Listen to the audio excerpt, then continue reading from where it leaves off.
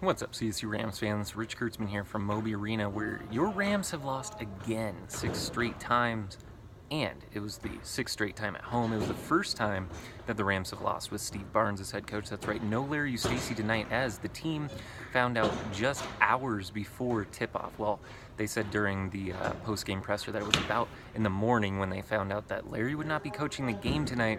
That was the first time in 6 years that Larry hadn't coached the Rams. It was instead Steve Barnes. Barnes didn't want to talk about the climate assessment or anything else after the game tonight. He actually asked us not to talk about it.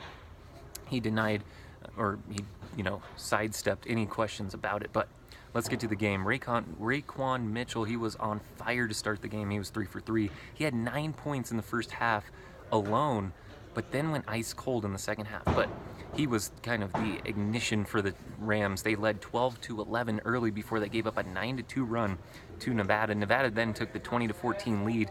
They held on to the lead for a good amount of the game. Raekwon, he shot a buzzer-beating 3 right before the end of the half, but it bounced out and then kind of rattled around the rim and still went out. The Rams were trailing 37-35 at halftime. In the second half, it was very close. It was a back-and-forth, scrappy game. It kind of had the feel more of a game at the rec center than an organized basketball game. I mean, that can be something to be expected considering they had a new head coach in Steve Barnes. They had the best team in the Mountain West Conference in Nevada. Nevada was very, kind of out of sorts themselves all game long. Jordan Caroline did not have a good game, but who did have a good game was Caleb Martin. Caleb Martin was on fire. He completely took over the game in the second half.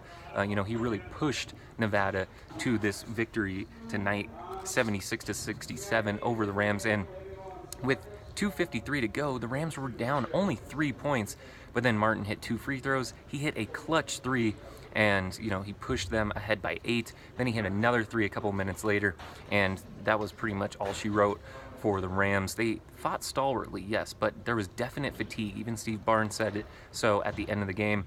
One other note from this game, that Prentice Nixon was able to go, even though he's had that hobbled ankle, that bad knee, one on each leg.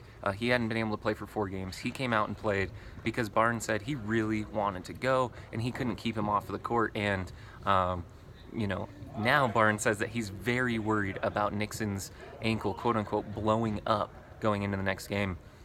Tomorrow, they're going to be off, but they're going to watch film. They're going to come together. And Barnes said it's going to be an opportunity for the whole team to just kind of come together to talk, to get some food. And, when they watch film together, they're going to be able to ask Barnes questions. And instead of him harping on them, is what he said. He really wouldn't talk about Larry. He wouldn't talk about how he differs in coaching compared to Larry. Raekwon Mitchell said they're both great coaches.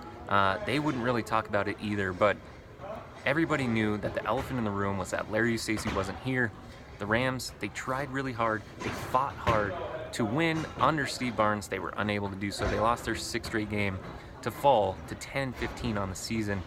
It's been a troublesome season, and there's no hope of that ending anytime soon. Apparently, they're kicking me out here because it's getting really loud. They're shutting down the bleachers. I got to get out of here. It's Saturday night.